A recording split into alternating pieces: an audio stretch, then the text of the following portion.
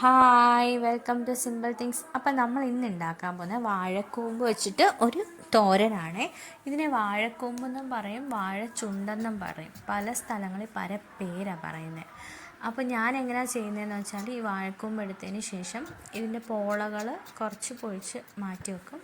എന്നിട്ട് കഴുകി വൃത്തിയാക്കി ഇതെങ്ങനെ കുത്തി അരിയും, തീരെ പൊടിയായിട്ട് അരിയുക. എനിക്കങ്ങനെ തോരൻ വെക്കുന്നതാണ് ഇഷ്ടം. ചില സ്ഥലങ്ങളിൽ വലുതായിട്ടും അരിഞ്ഞിടാറുണ്ട്, പക്ഷേ ഞാൻ ഭയങ്കര കുഞ്ഞു കുഞ്ഞായിട്ട് അരിയാം. അപ്പം തോരൻ കഴിക്കുമ്പം അത്യാവശ്യം ടേസ്റ്റും ഉണ്ടാവും. വലിയ വലിയ കഷ്ണങ്ങളായിട്ട് ഇങ്ങനെ കിടക്കത്തുമില്ല. അപ്പം നിങ്ങളിങ്ങനെ ഒന്ന് ട്രൈ ചെയ്ത് നോക്കാം.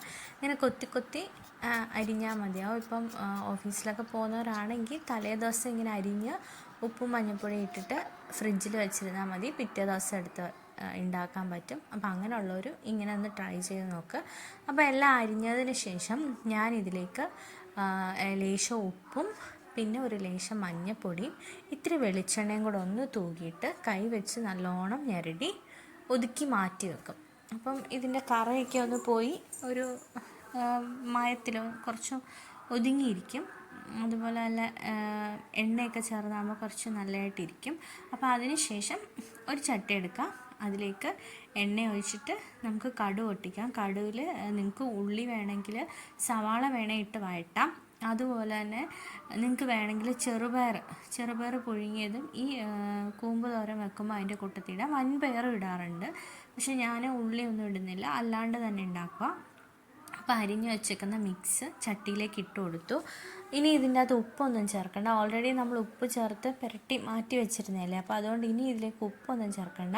എന്നിട്ട് നല്ലോണം ഇളക്കി കൊടുക്കുക. എന്നിട്ട് അടച്ചു വെച്ച് ആവിയിലൊന്ന് വേവിച്ചെടുക്കണം.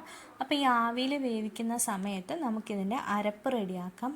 അരപ്പിൻ്റെ അകത്ത് ഒരു പിടി തേങ്ങ, പിന്നെ ഇച്ചിരി മുളക് പൊടി, മഞ്ഞൾപ്പൊടി, ഒരു പച്ചമുളക്, ഒരു 2 അല്ലി വെളുത്തുള്ളി, ഇത്രയും ഇട്ടിട്ട് നമുക്ക് മിക്സിയിലിട്ടിട്ട് ഒന്ന് ക്രഷ് ചെയ്തെടുത്താൽ മതി. ഒരുപാട് അരയ്ക്കണ്ട. അപ്പോൾ ഏകദേശം നമ്മുടെ കൂമ്പ് വെന്ത് വന്നിട്ടുണ്ട്.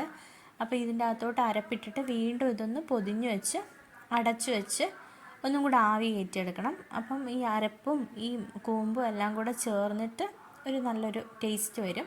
അപ്പം ഞാൻ അടച്ചു വെച്ചിട്ടുണ്ട്. ഏകദേശം ആയിട്ടുണ്ട്. ഇപ്പം നിങ്ങൾക്ക് അടച്ചു വെക്കുമ്പോൾ കരിഞ്ഞു പോകുമെന്നുള്ള പേടി ഉണ്ടെങ്കിൽ ഒരു ലേശം വെള്ളവും കൂടെ തൂക്കി കൊടുക്കാം. എന്നിട്ട് നല്ലോണം തോത്തിയെടുക്കാം.